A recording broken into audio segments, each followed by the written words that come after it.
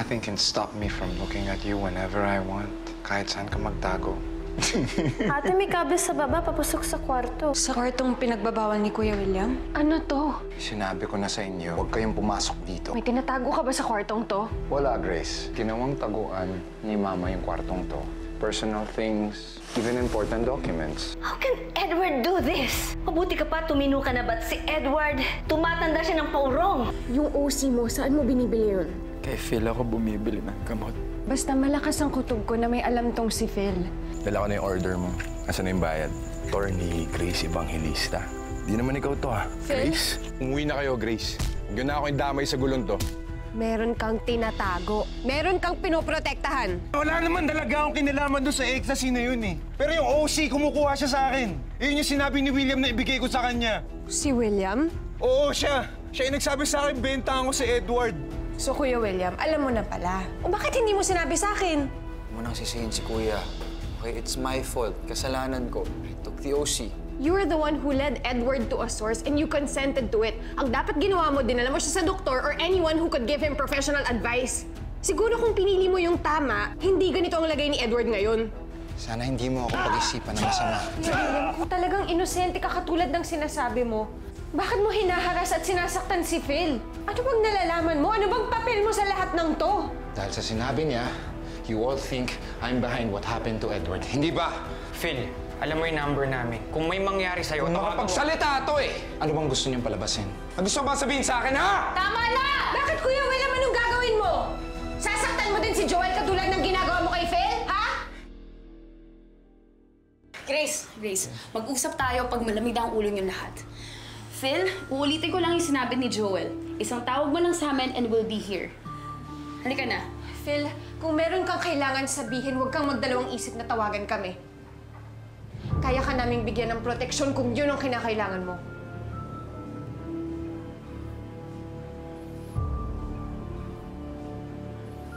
Kinakausap ka ni Grace, oh. Sagot. Miss Grace, tatawag na lang ako sa inyo pag kailangan ko ng tulong niyo.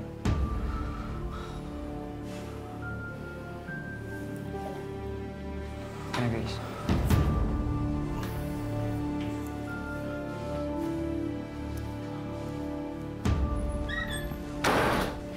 Ikaw hayop ka. William, pare.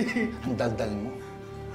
Pare, natakot lang naman ako sa kanila eh. Kasi sabi nila susumbong nila ako sa pulis. Pare, ayokong mamatay. Huwag, pare. Ayaw mong mamatay, ayaw mong mamatay. Sige. Leave the country. Disappear, mawala ka. I don't want to see you. I don't want to hear from you again.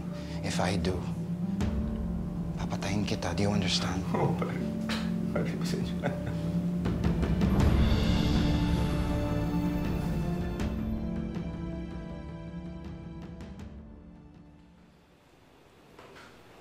Lagi na lang lumilitaw ang pangalan ni William sa lahat ng nangyayari. Sa kaso ko, may connection siya kay Marcos. Ngayon naman dito sa nangyari kay Edward, kilala niya si Phil. Pushers and users kasi. Diana. No, I meant, like sina Marcus, Phil, and William. Alam naman natin ang kwento ni Edward. Diba ang kaso niya? Higit pa sa connection nilang yun, may iba pa eh. Ewan ko ba? Kahit na madami na kaming pinagdaanan ni Kuya William, pakiramdam ko, hindi ko pa rin siya dapat pagkatiwalaan. Kahit na maayos ang pakikitungo niya sa akin at madami na siyang naitulong,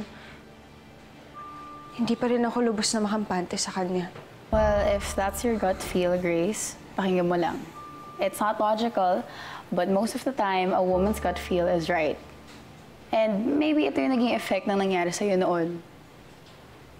Mahirap na magtiwala ng basta-basta, lalo na sa mga lalaki. Hindi ko alam, hindi ko maipaliwanag. Basta sa kanya ko lang nararamdaman to.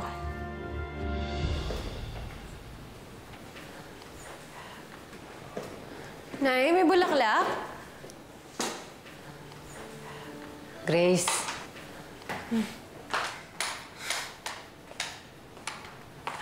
Nay? Si William ang nagdala. Gusto ka raw niya makausap. Hi, Grace. Sige ha. Sa kusina lang ako.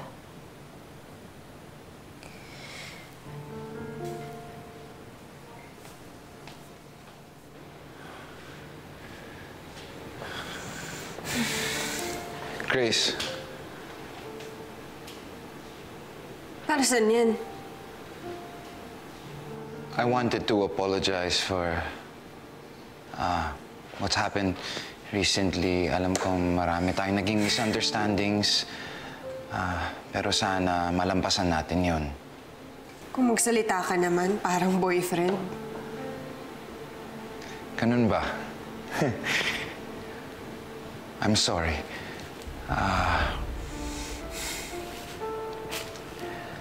Ang gusto ko lang sabihin, sana okay na tayo. Okay naman tayo dati, di ba? Naalala mo ba, close tayo dati. Nung wala si Edward. Ako yung kadamay mo. Pwede nating ibalik yun. Ngayong nakakulong si Edward, nandito pa rin ako. Alagaan kita. Gagawin ko ang hindi niya kayang gawin. Hindi ko kailangan ng mag-aalaga sa akin. At lalong hindi ko kailangan ng kapalit si Edward. So stop talking as if hindi na siya makakalaya dahil gagawin ko ang lahat para makamit ang hustisya.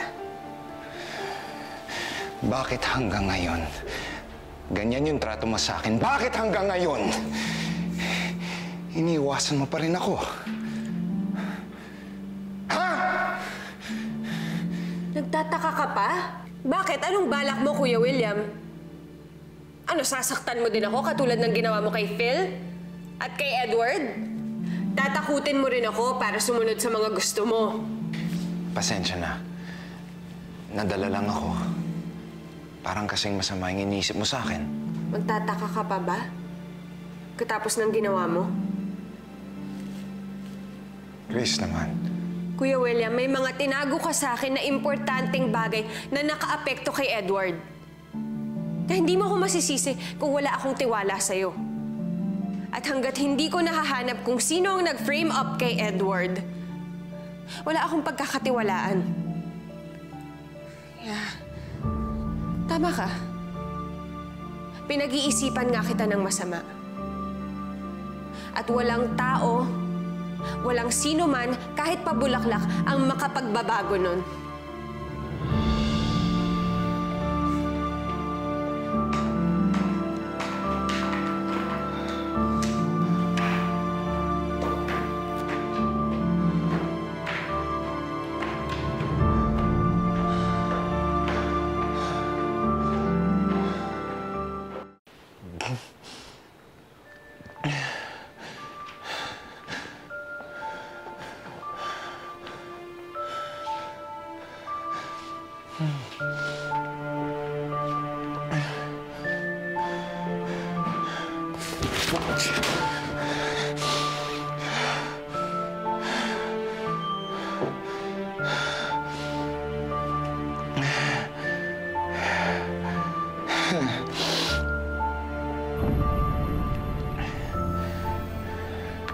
Ayan ka na naman, Grace.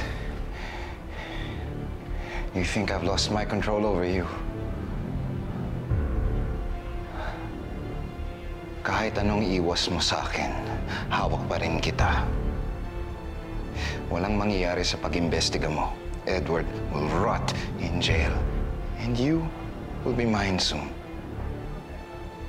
Baby doll.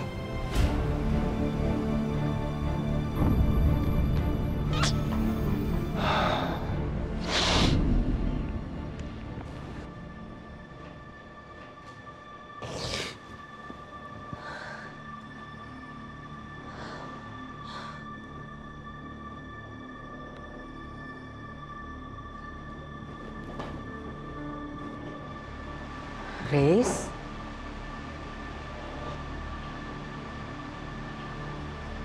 Ayos ka lang ba?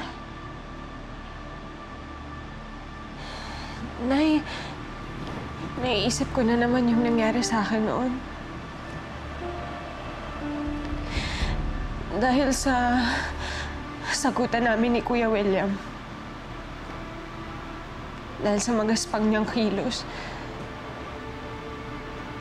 Bumabalik na naman. Na-trigger niya. Come here. William.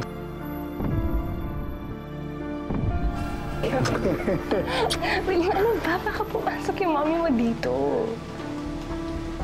Wala yun.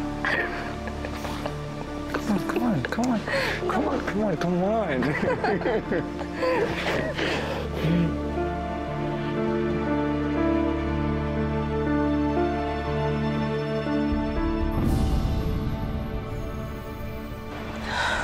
Bakit hindi mo sinasabi sa akin? Eh, di sana napagsabihan ko siya. Di, Nanay. Hindi naman ako natakot. Sinagot-sagot ko pa nga siya eh. Ewan ko ba? Simula nang makulong si Edward, parang nagkaroon ako ng bagong lakas. Ng panibagong dahilan para lumaban. Siguro dahil nakakapagod. Nakakagalit makitang nagdurusa ang mga taong hindi naman dapat nagdurusa. Yun naman talaga ang dahilan kung bakit ka nag-abogado, di ba? Noon pa man, Grace, matapang ka na. Palaban. Sa lahat ng hinaharap mo sa buhay. Ibabalik ko na ang Grace na yun, Nay. Lalaban ako para kay Edward. At pag nakaharap ko ulit yung Marcos na yan, lalaban ako para sa sarili ko. Hinding-hindi na ako matatakot sa taong gumahasa sa akin.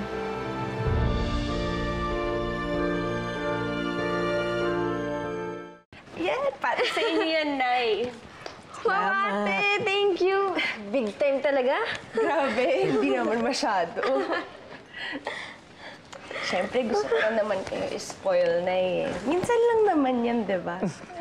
Salamat. Thank you po talaga. Magustuhan mo yan. Pero kung ayaw mo, sabihin mo lang palitan Hindi, natin. maganda po talaga. Balik tayo dun sa store.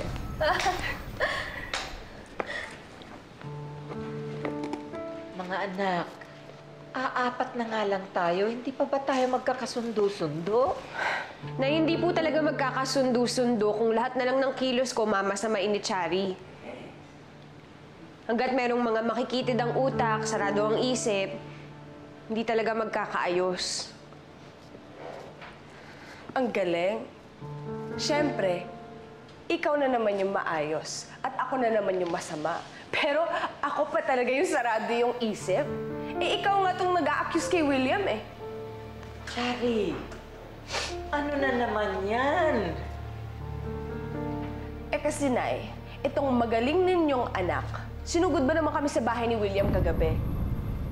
Pero sino napahiya, Ate Grace? Diba? Ikaw. Dahil si Edward na rin mismo ang nag-confirm na mali ka nang iniisip. Palibhasa kasi, patapon niyang boyfriend mo at gusto mo na rin idama yung boyfriend ko. Hindi patapon si Edward. Hindi mo pa rin talaga matanggap, no? Hindi mo matanggap na hindi na matutuloy yung kasal ninyo ng adik mong boyfriend. Chari, hindi adik si Edward. Nay, pati ba naman kayo in denial? Akala ko si Ate Grace nandun naiinggit kay William eh. Pero mukhang game over na rin sila ni Edward. Oh. Chari, kahit kailan, hindi ako maiinggit sa inyo ni Kuya William. Hindi naman talaga kainggit-inggit yung boyfriend mo eh. And what exactly are you trying to say? Ha? Ano na naman yung gusto mong ipalabas? Na hindi ka tiwa-tiwala yung boyfriend mo. Si Edward nga hinahayaan niyang gumawa ng masama. Ay siguro, kaya hanggang ngayon, ganyan pa rin ang ugali mo. Dahil konsentidor siya. Ang kapal. Talaga ng mukha mo. Ruby, halika nga dito. Halika dito. Aray ko, tiwag mo ako. Ang kapal ng mukha mo na pagbuhatan ako ng kamay. Ano, porket bulag ako, ha? Anong akala mo? Dahil hindi ako nakakakita, pwede mo akong apihin? Na magpapatalo ako sa'yo? Chari, tuwing sasaktan mo ko, sisigawan, sisipain, hindi na ako iiyak at mananahimik na lang sa tabi. Tapos na ang mga oras ng pagtitimpi ko sa'yo, Chari. Nay! Chari! Grace! Tama na yan! Utang na loob! Ngayon ka hihingi ng tulong. Ano, magsusumbong ka? O sige. Gusto kong marinig kung anong palusot ang gagamitin mo para ikaw na naman ang magmukhang kawawa. Ay, nakita mo naman siguro yung ginawa ni Ate Grace sa akin. Di ba nakita mo yun? Anak, ikaw naman kasi ang unang muntik mo nang saktan niya ate mo. Chari, hindi ko sinasabing tama yung ginawa ni Grace, pero... Pero siya na naman yung kakampihan ninyo? Ha? Katulad lang ng dati? Grabe, Nay. Akala ko nagbago na rin kayo. Pero pagdating talaga sa mga ganitong sitwasyon, siya, si Ate Grace pa rin. Ako, lagi na lang ako yung unang itatapon ninyo. Akin na itong mga to. Binabawi ko na. Magtiis kayo dyan sa mga lumang damit ninyo.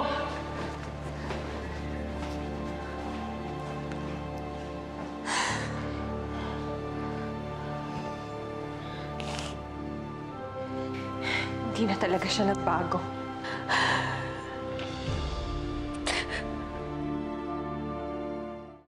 Impacta talaga yung kapatid mo.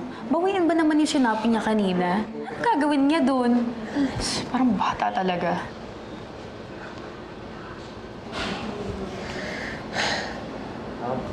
Dito na si Edward. Huwag mo nang babanggitin si Chari, ha? Ayoko pang problemahin niya.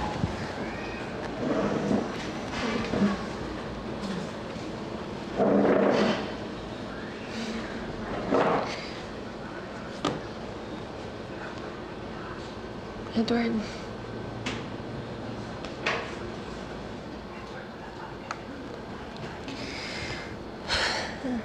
Edward, wala pa rin kaming nakahanap na katibayan na may nagplanta ng ecstasy sa kotse mo.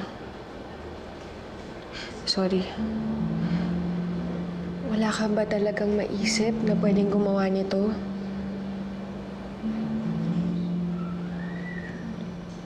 Wala talaga eh.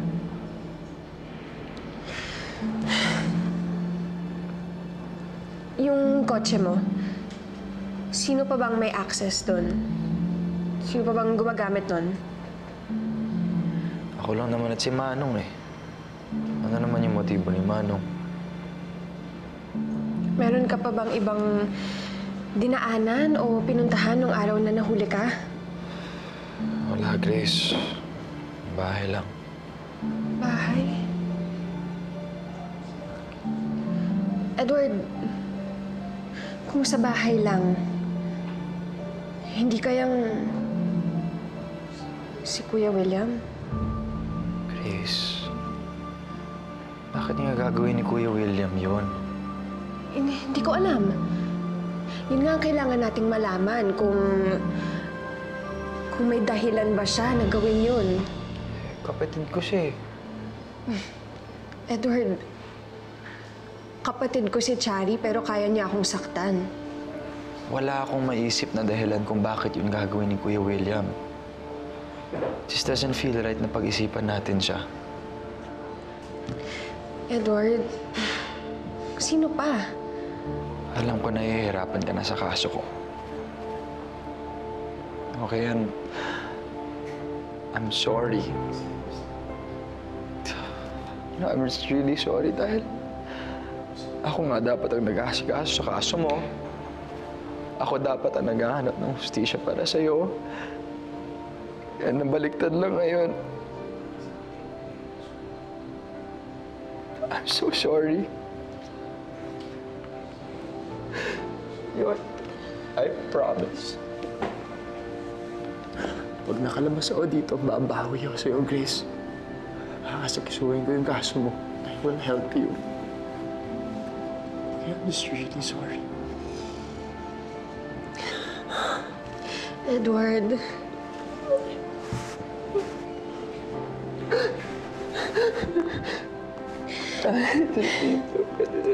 I'm sorry. Edward, itutuloy natin ang laban. Para sa'yo. So sorry. At para sa atin.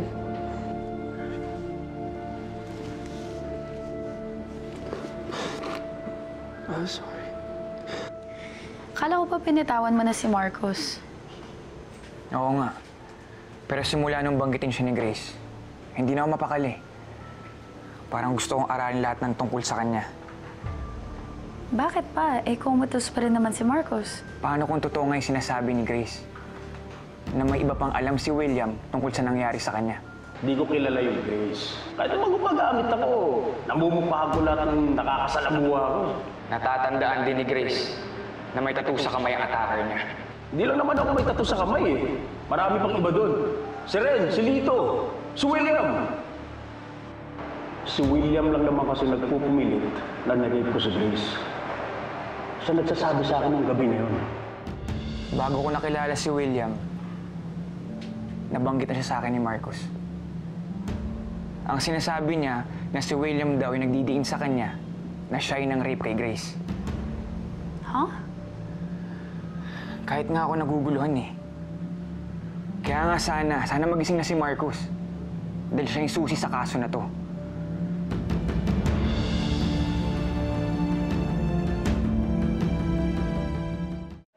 Ano pa bang sinabi ni Marcos tungkol kay Kuya William? Wala na siya masyadong maalala pwede sa magkasaktan sila dati. Kaduda-duda talaga si Kuya William. Alam ko, ramdam ko naman na ganyan talaga tingin mo sa kanya eh. Kanina nga kay Edward, halos ipilit mo na si William yung naglagay ng ecstasy sa kotse niya eh. Madami kasing weird na kinikilo si Kuya William. Noon, bigla na lang siyang sumusulpot sa opisina, dito sa townhouse. Tapos, tuwing merong mangyayari, nagulo, nandun siya. At yung isang beses na umuulan tapos naririnig ko yung boses ni Edward, nandun din siya. Itong kwartong to, bawal kami pumasok dyan. Hindi ko alam kung bakit. Huh? Kaya talagang parang may sketchy na ginagawa si Kuya William eh. Ano ba meron dito sa kwartong to? Gamit daw ng pamilya nila. Ewan ko, kay Kuya William. Basta muntik na kaming mag-away nung isang beses na pumasok ako dyan. That's so weird. Nina? Nina? Bakit, ate? Nina, nasan yung susi ng kwartong to? Di ba kinuha po ni Kuya William yung susi? Ay, pero may naiwan pa po mga susi. Gusto niyo try po natin? Oo. Oh, akala ko ba bawal? Baka may tinatago dyan si Kuya William. Ito po, ate. Subukan mo. Sige po.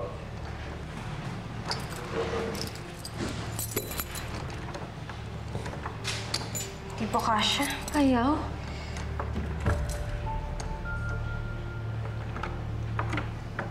Ate, nabuksan.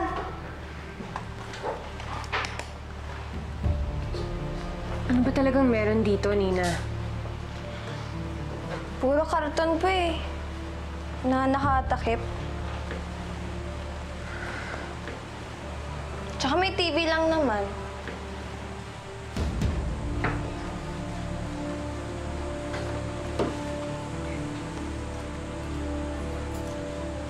Oh my God. Monitor to. May mga CCTV kayo sa bahay, Grace? Ha?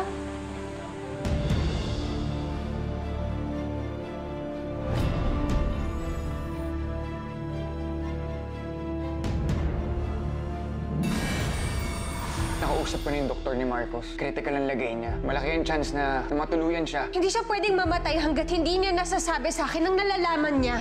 Alam kong nakakarinig ka pa. Madami akong gustong itanong sa'yo tungkol sa kaso ni Grace. Tulungan natin siya, Marcos. Kuya William, alam ko na ang ginawa mo.